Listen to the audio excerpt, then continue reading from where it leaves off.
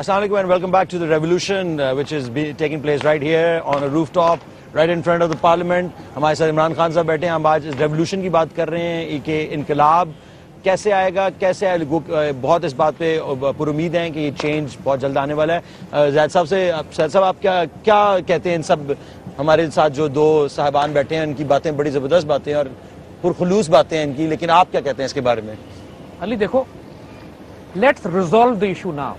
ہوا میں باتیں کرنے کے بجائے ہمیں اب کانکریٹ سٹیپس کی بات کرنی ہے, کیونکہ آج ہم نے ڈریم کرنا ہے کہ پاکستان کو ہم کہاں لے جانا چاہتے ہیں. دیکھو, پاکستان بننے سے پہلے ہمارے پاس اسٹیٹ نہیں تھی, گورنمنٹ نہیں تھی, ہمارے پاس ایک آئیڈیالوجی تھی. اس آئیڈیالوجی کے ایموشن سے, اس کی پاور سے, اس کے جذبات سے ایک قوم بنی, اسی میں سے لیڈرشپ کریٹ ہوئی. ایک تھنکر تھا, ایک آئیڈیالوگ تھا علامہ اقبال, ایک ایگزیکیوشنر تھے قائد اعظم, ان کے ساتھ ایک قوم تھی, لیکن ریاست نہیں تھی.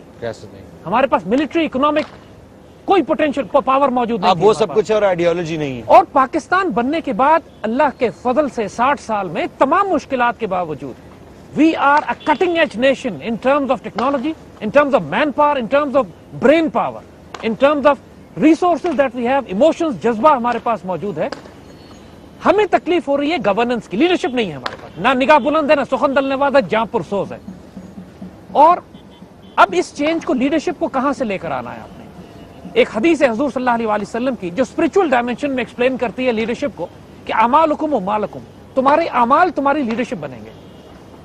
جب ایک قوم مورلی کرپٹ ہو جائے, حرام کو ایکسپٹ کیا جانے لگے, کرپشن کو ہم ایکسپٹ کرنے لگے, جو ہر انسان خوف میں مبتلا ہو کے جھوٹ بولے, حرام کھائے, جب دیکھ رہا ہو کہ میرے آس پاس لوگ ناپاک اور حرام کام کر رہے ہیں, پاکستان کو نقصان پہنچا رہے ہیں, تو اپنے کیریئر کے لیے, کاروبار کے لیے, اپنی پروموشنز کے لیے, اپنی ACR کے لیے آپ خاموش ہو جائیں اور کمپرومائز کر جائیں. تو پھر جب آپ اس طرح کے ناپاک اعمال کرنے لگے تو پھر حکمران ویسے ہی ہوتے ہیں جیسے آج ہمارے اوپر ہے. اعمالکم و مالکم.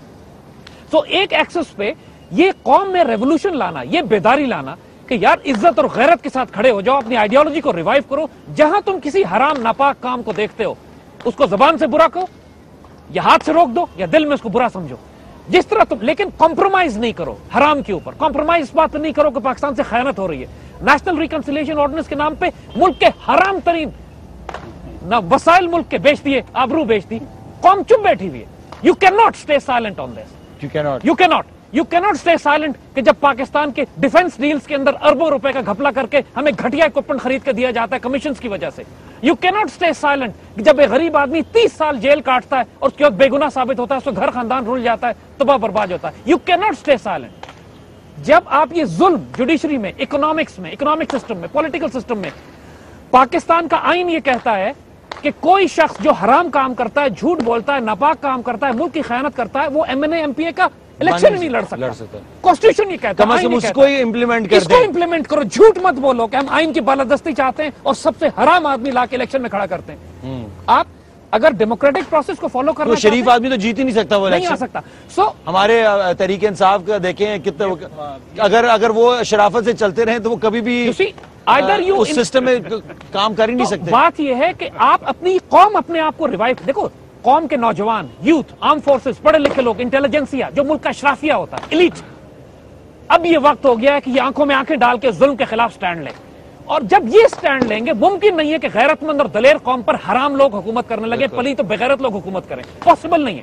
اس آئیڈیالوجی کو جو بڑی زبردست آپ بات کر رہے ہیں, مزہ آ رہا ہے مجھے اس وقت کہ یہ جو آپ کی آئیڈیالوجی اور ہماری سب کی آئیڈیالوجی جو ہم سمجھتے ہیں کہ یہ آئیڈیالوجی ہونی چاہیے, اس کو ووٹ بینک میں کیسے تبدیل کیا جائے.